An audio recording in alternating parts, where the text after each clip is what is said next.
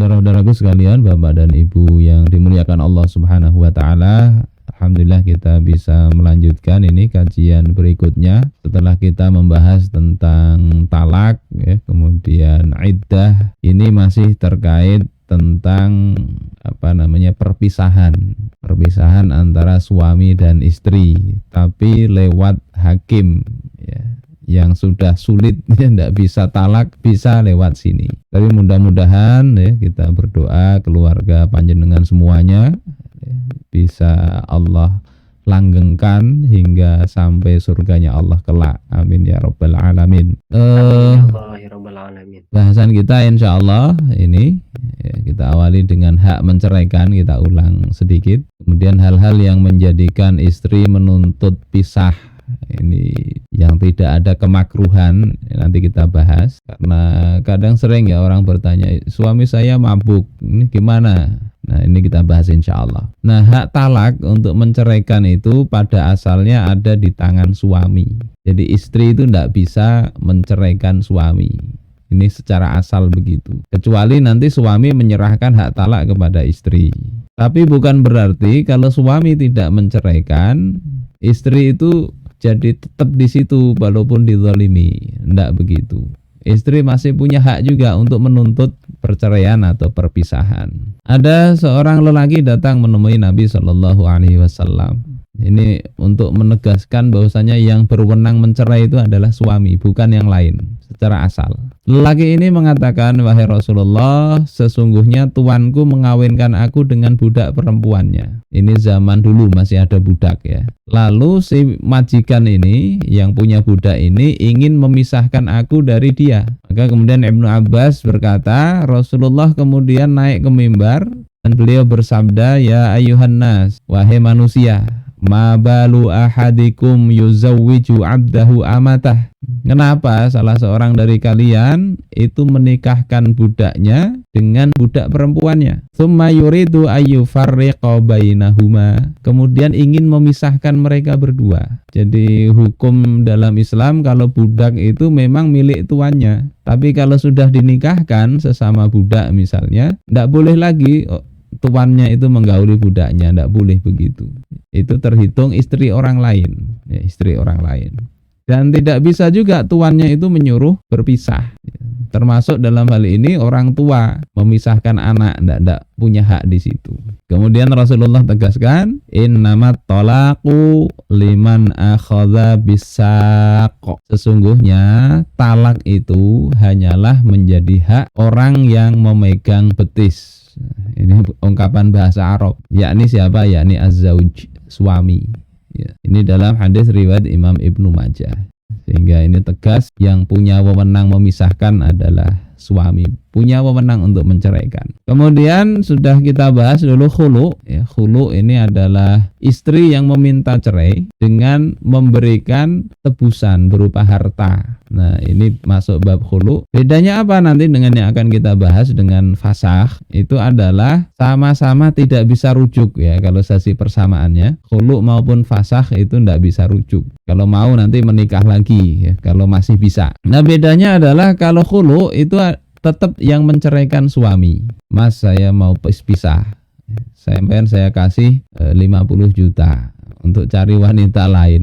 Kata suaminya kemudian, ya sudah engkau kuceraikan, misalnya begitu. Itu khulu.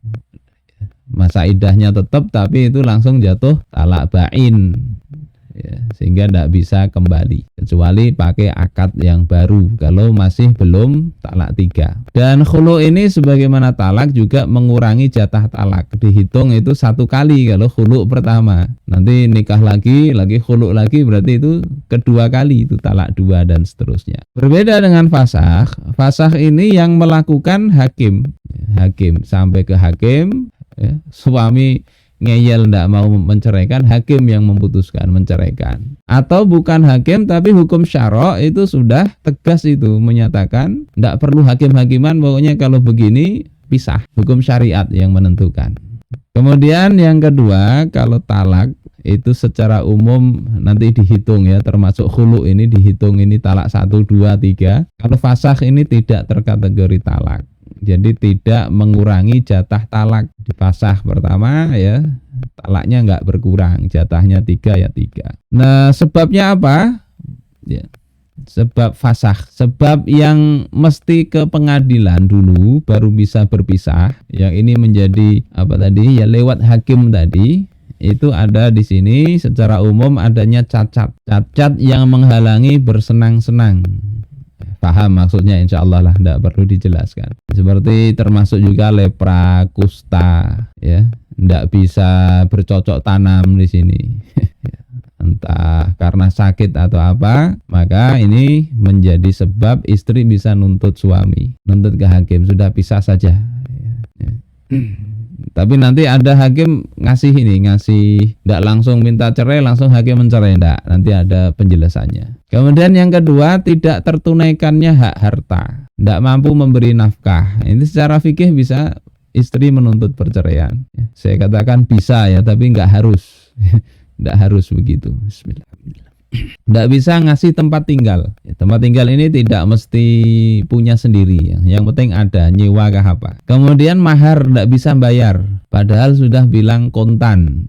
Maharnya ini kontan. Ternyata sebelum dukhul tidak bisa bayar. Mana tadi mas maharnya? Tadi dibilang kontan kan? Tidak bisa ngasihkan, maka bisa minta pisah. Tapi kalau sejak awal dibilang kredit atau nanti tahun depan, ya tidak bisa, dengan alasan itu minta fasakh. Kemudian yang ketiga, waktu gila atau bocah ya, itu dinikahkan oleh bukan wali mujbir, maka ketika sembuh dia bisa minta fasakh. Ini perlu pengadilan, rinciannya nanti. Kemudian yang kedua, ada hal yang bisa memisahkan pernikahan tanpa perlu ke pengadilan, tapi hukum syariat sudah langsung menjatuhkan itu pisah. Pertama adalah kalau akadnya itu rusak, nggak perlu nggak perlu pengadilan, sudah pisah itu, menikah si A dengan si B. Ternyata setelah menikah sebulan 2 bulan berikutnya ada yang memberitahu, ini adikmu ini ya, bapakmu menikah nggak bilang-bilang, ini adiknya dinikahi. Nah itu otomatis tidak perlu ke pengadilan, langsung pisah atau sebab-sebab yang lain. Kemudian murtadnya suami, menurut Hanafiyah murtadnya suami itu langsung fasakh. Menurut Imam Malik itu langsung talak bain. Kalau menurut mazhab Syafi'i masih ditunggu. Suami murtad itu ditunggu masa iddahnya ya, kemudian nanti kita bahas lebih detail. Saudaraku sekalian rahimakumullah, ini secara umum sebab-sebabnya itu.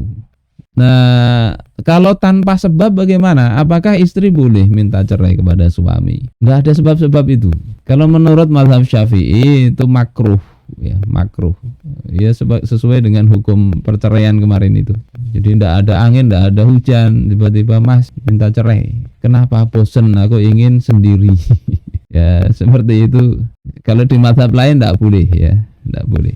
Berdasarkan hadis ini, ayyuma mra'ah sa'alat zaujaha talaqan, wanita mana saja, tidak peduli wanita sarjana apa enggak ya, dia meminta talak kepada suaminya bi ghairi ma ba'sin, tanpa alasan yang mendesak, haramun 'alaiha raihatul jannah, maka haram atasnya bau surga.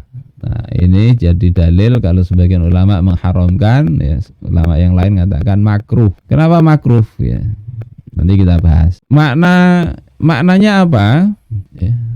Fi ghairi ba'sin, yakni li ghairi syiddatin talji'uha ila su'alil mufaraqah, tanpa ada kondisi mendesak ya, yang memaksanya untuk minta cerai. Tidak ada alasan yang mendesak tadi, maka enggak mencium bau surga. Ini hadisnya cukup tegas. Kalau kita lihat seperti ini, wah tidak masuk surga ini, berarti haram. Tidak begitu para ulama, beda pendapat. Tadi saya katakan beda pendapat. Ini seperti di dalam Mirqatul Mafatih ya. Tidak mencium bau surga tadi itu tidak mesti masuk neraka loh ya. Ini kata penulis kitab ini mamnu'un 'alaiha, artinya dilarang gitu aja. Dilarang itu bisa haram, bisa makruh ya. Dan ini adalah bentuk mubalaghah fit tahdid, ancaman yang keras. Aw wuqu'u dzalika muta'alliqun bi waqtin tunal waqtin, atau terjadinya tidak mencium bau surga itu terkait dengan satu waktu ya di antara waktu yang lain ya. Yakni maknanya la tajidu raihatal jannati awwala ma wajadahal muhsinun. Yakni dia itu tidak mencium bau surga sejak awal ketika orang yang berbuat baik nyium dia tidak nyium. Ya, maksudnya begitu para ahli tafsir, ahli hadis menjelaskan. Aula tajidu aslan. Atau yang kedua memang secara asal dia tidak nyium bau surga. Dan ini bentuk mubalaghah atau bersangatan atau ancaman yang keras. Dan ini banyak orang, para ulama memahami begitu. Wala bid'a annaha tuhramu ladzatar raihah walau dakhalatil jannah. Dan tidak salah kalau dikatakan bahwasanya diharamkan dia mencium lezatnya bau surga meskipun kelak dia itu masuk ke dalam surga. Jadi sekitar itulah yang mengatakan ini makruh tidak haram. Ya bisa masuk tapi tidak aja baunya. Bisa begitu pemahaman para ulama. Ada yang pertama tadi ya nyium tapi nanti belakangan. Terlambat. Sebagian ulama mengatakan haram kalau tidak ada sebab musabab. Oleh sebab itu meskipun mungkin ya suami sudah potongannya tidak karu-karuan lagi misalnya, ya bersabar. Tidak ada alasan yang dibenarkan, tidak usah minta cerai. Ya, toh hidup juga sebentar. Nanti di surga juga insya Allah suami yang sudah menua itu kembali muda insya Allah kalau masuk surga ya. Kemudian ada yang memahami tadi yuakhiru syammuha, diakhirkan mencium itu sebelum dibalas baru dia mencium, dibalas perbuatan tadi, minta cerai tanpa alasan. Nah, alasan apa yang dibenarkan? Secara umum di dalam syarah Sunan Abu Dawud dikatakan bi anta khafa alla tuqima hududallah fima yajibu 'alaiha. Yakni alasannya itu ya karena dia takut tidak bisa menegakkan hukum-hukum Allah yang diwajibkan atasnya. Min husni suhbah wa jamilil isyrah, yakni apa? Kewajiban untuk bersahabat dengan baik, bergaul dengan pergaulan yang baik suami istri. Kalau kira-kira tidak bisa berkeluarga itu bergaul dengan baik, maka ya tidak apa-apa nuntut cerai tadi. Khawatirin tidak bisa hati itu ya. Sebagaimana istrinya Rafi' bin Khadij itu. Setelah Rafi' itu menikah lagi, hati ini tidak bisa tenang, hatinya istrinya itu. Minta cerai. Nah itu kalau alasannya tidak bisa lagi itu ya tidak apa-apa. Tidak bisa bergaul dengan baik. Tapi itu sekali lagi diupayakan dulu, diupayakan. Nah, beberapa rinciannya, pertama yang bisa menjadikan wanita ini menuntut cerai itu adalah kalau suaminya zalim. Suami zalim. Di dalam kitab Al-Insaf itu dikatakan idza taraka zauju haqqallahi. Kalau seorang suami itu meninggalkan haknya Allah Ta'ala, tidak sholat, ya, tidak puasa, banyak melakukan kemaksiatan, itu salah satu alasan istri boleh minta cerai. Fal mar'atu fi dzalika kazauj, maka wanita dalam hal yang seperti ini kedudukannya seperti suami. Fatatakhallasu minhu bil khul'i wa nahwi. Maka dia bisa melepaskan diri dari suami seperti ini dengan cara khulu, ya, menuntut cerai tadi, minta cerai dengan tebusan atau yang semisalnya, bolehlah itu. Ya, karena ya ndak guna tentunya punya suami kayak gitu, nanti di akhirat terpisah tempatnya. Baik cari yang kira-kira di akhirat bisa bersama. Kenapa ini ada jelas ya insyaallah ya. Belum, nanti pertanyaannya nanti. Hanya saja ini namanya suami zalim ini, namanya manusia kan bisa jadi banyak kezalimannya. Usahakan nasihati dulu, ajak bertobat dulu, apalagi kalau masih sayang, jangan langsung minta cerai begini. Ini banyak kasus seperti ini ya. Ada tingkat kezaliman yang sangat zalim, memang lebih baik ya memang berpisah aja, berpisah. Kalau memang tidak bisa diperbaiki gitu. Kemudian yang kedua, kalau suami ini puncak zalim itu yang murtad dia. Murtad. Ittifaq para fuqaha ya. Ala annahu idzartadda ahaduz zaujain, bahwasanya jika salah seorang dari suami atau istri itu murtad, hila bainahuma, maka langsung dipisahkan. Ndak nunggu-nunggu iddah kumpul, ndak, langsung dipisah. Kalau salah satunya murtad, fala yaqrabuha bi khalwatin, maka ndak boleh dia mendekati istrinya dengan khalwat, berduaan aja ndak boleh. Wala jima', ya, apalagi jima' ya ndak boleh juga. Wala nahwihima, tidak juga yang lain. Jadi kalau murtad itu dipisah langsung. Cuma para ulama beda pendapat, dipisah langsung ini langsung jatuh talak kah atau tidak. Nah, kalau dalam mazhab Syafi'i, jika belum dukhul, sudah nikah nih, setelah nikah kok haid, nunggu 7 hari, dalam 7 hari murtad, maka itu langsung otomatis jatuh talak, sehingga dihitung mulai saat itu, mulai dia murtad itu dihitung iddah istrinya itu. Karena belum dukhul maka tidak ada iddah, ya, dia bisa langsung cari suami yang lain. Nah, terkait nanti maharnya, ini beda pendapat ya.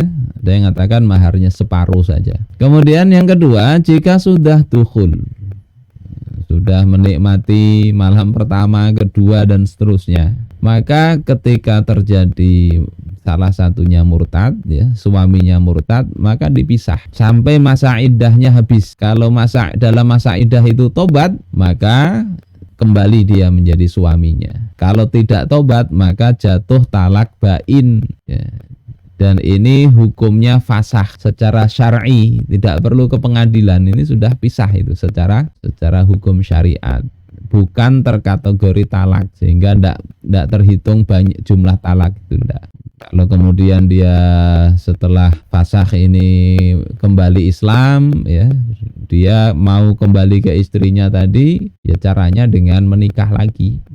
Jadi kalau enggak boleh. Kemudian kalau dia murtad mau nikah lagi dalam status murtad itu, maka enggak sah, ya. Di sini ittifaq para fuqaha, ya, ini tidak ada beda pendapat. Ala annal muslima idza irtadda tsumma tazawwaja fala yasih zawajuhu. Sesungguhnya seorang muslim kalau dia itu murtad, kemudian dalam masa murtadnya itu dia menikah, maka tidak sah nikahnya itu. Li'annahu la millatalah, karena dia tidak punya agama itu. Dia tidak dihukumi sebagai orang Kristen atau orang Yahudi atau orang yang lain, tidak dihukumi itu. Dia hukumannya ya murtad. Kalau hukum Islam ada sebetulnya kena had riddah.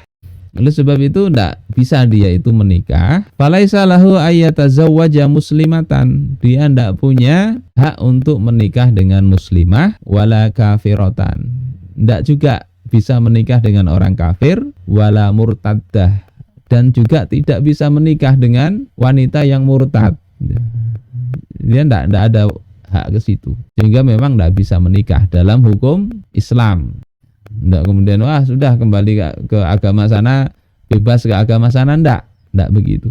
Hukumannya ya ada had riddah itu, minta tobat atau hukuman mati kalau di dalam Islam. Man baddala dinahu faqtuluh, kata Rasulullah dalam hadis riwayat Imam Al-Bukhari. Jadi ini berat ini.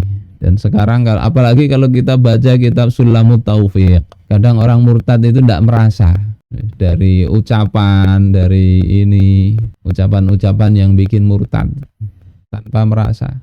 Kalau yang ketiga ini kalau suami sakit, ya, kalau tadi zolim lebih besar murtad, kalau ini sakit yang tidak bisa bercocok tanam, ya, maka jika memungkinkan diobati, ya. Jadi kalau mau nuntut itu istri nuntut ke qadhi, ya. Sebetulnya semua tadi itu bisa juga nuntutnya ke suami minta diceraikan. Terus kalau suami mau nyeraikan ya berarti jatuh perceraian. Kalau enggak, suaminya berkeras ke qadhi.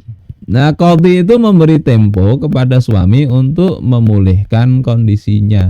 Jadi tidak kemudian serta-merta enggak bisa bercocok tanam langsung qadhinya memutuskan pisah, enggak. Ya, qadhi ngasih tempo.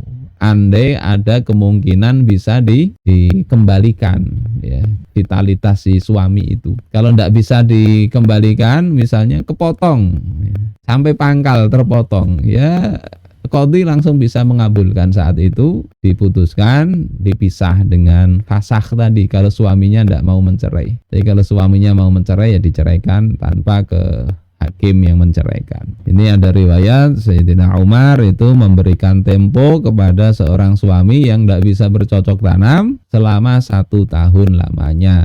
Ini di dalam Al-Mu'tamad ya. Fa in thubitat al-unnah bi iqrariz zauj. Kalau sudah ditetapkan, gimana membuktikan ini betul-betul tidak bisa bercocok tanam? Tidak perlu harus dilihati ya, dipancing-pancing, tidak. Cukup dengan suaminya ngaku. Au biyaminil mar'ah, atau suaminya tidak ngaku tapi istrinya bersumpah. Jadi ini pembuktiannya ya, qadhi mesti bertanya, betul tidak? Tanya dulu. Kata suaminya ya bisa. Kalau atau suaminya mengelak tapi istrinya bersumpah, maka qadhi itu bisa daraba lahul qadhi ajala ila sanatin. Maka qadhi memberikan tempo hingga 1 tahun, wahia sitat sanatun qamariyah, dan 1 tahun ini adalah tahun qamariyah. Kalau dalam 1 tahun itu ternyata sembuh, kan berarti tidak berlaku ini. Atau ini sembuhnya saat musim penghujan aja, saat musim kemarau dia kembali tidak bisa bercocok tanam kayak petani misalnya. Nah, tidak berlaku itu, minta fasakh ya. Kemudian yang keempat, kalau suami sakit menular, ini termasuk juga ya. Kalau ulama dulu itu menyebut ada sakit baros, ada sakit juzam, ya, lepra, kusta. Kalau sekarang ini mungkin penyakit itu raja singa, penyakit keren ya namanya, atau gonori, atau apalagi itu AIDS. Maka si istri itu boleh menuntut perceraian, dan hakim itu mengabulkan jika tidak ada peluang sembuh dalam jangka waktu tertentu.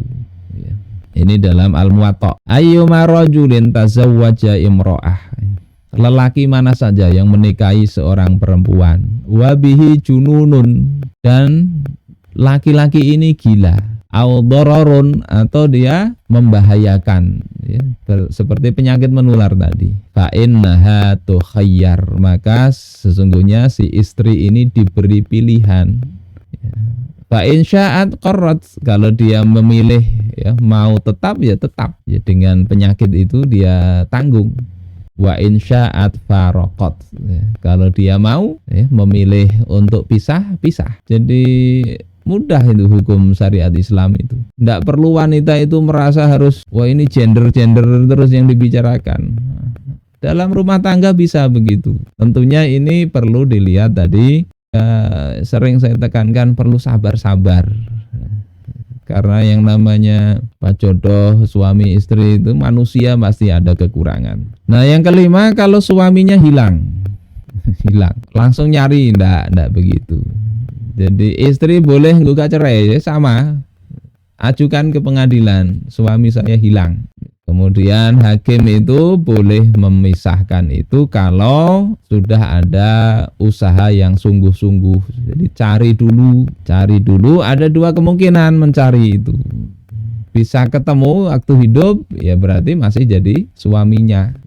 Ketemu tapi di rumahnya wanita lain, menikah lagi diam-diam, nah dia bisa memilih apa tetap atau mau minta cerai, silahkan aja. Ketemu misalnya tapi sudah wafat ya, ternyata wafat, jamaah haji itu ada wafat misalnya, maka dia ya tidak perlu hakim menceraikan. Sudah cerai wafat ya, ini tunggu iddah wafat itu 4 bulan 10 hari baru mau nikah lagi, silahkan.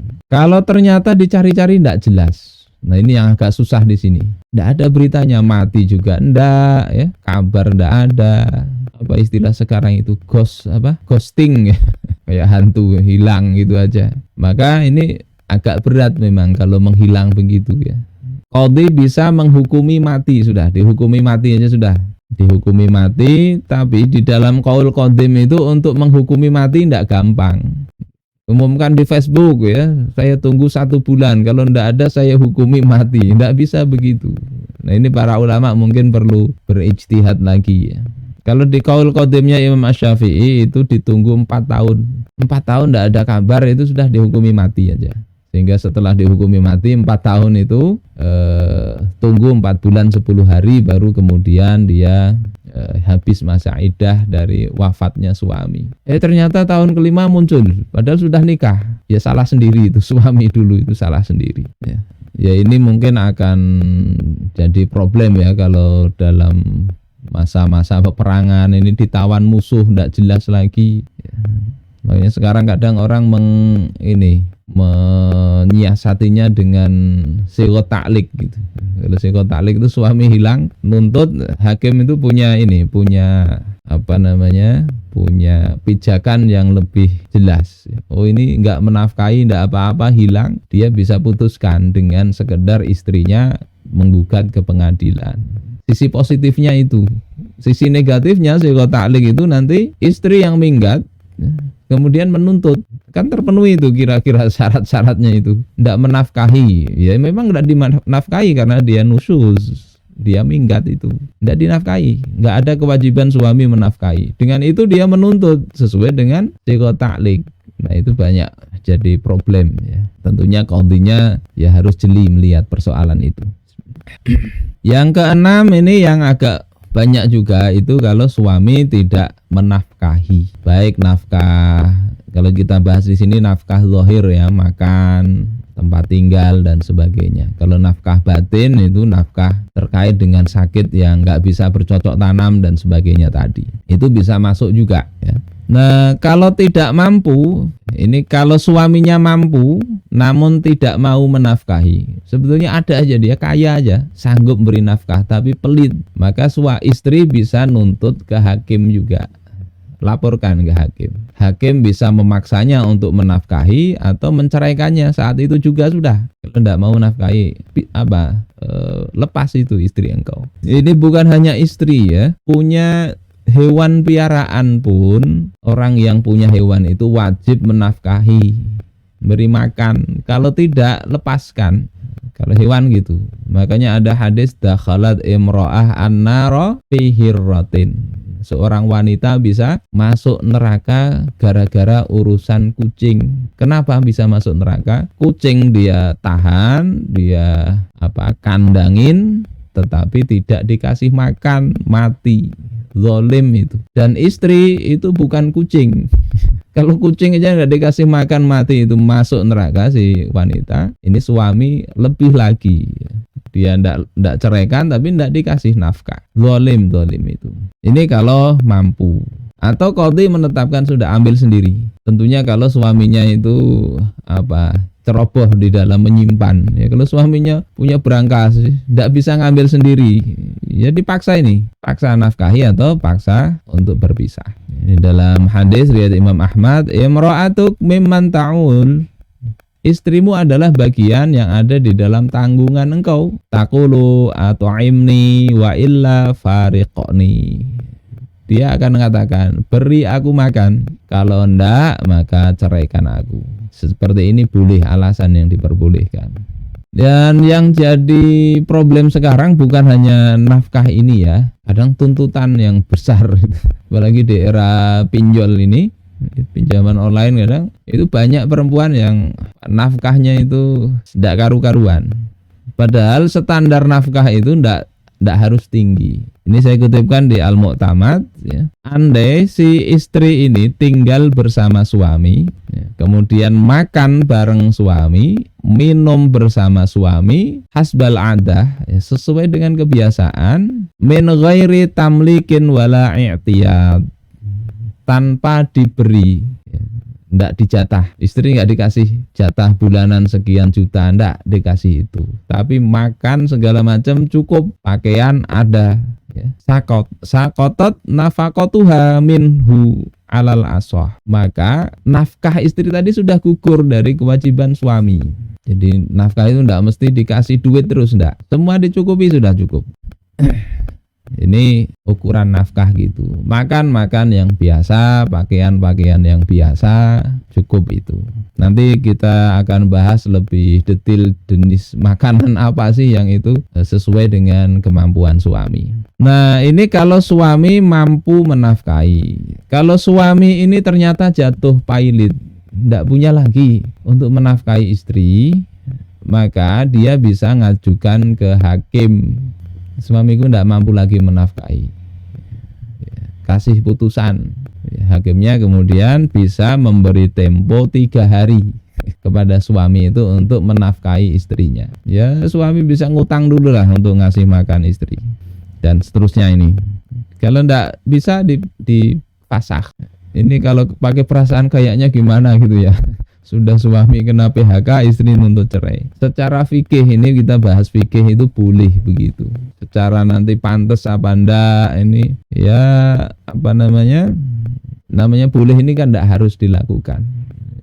Tinggal kalau bagaimana sih istri itu, kalau istrinya ternyata simpanannya banyak, lebih baik dia bersedekah kepada suaminya. Toh cari suami juga enggak mudah ya.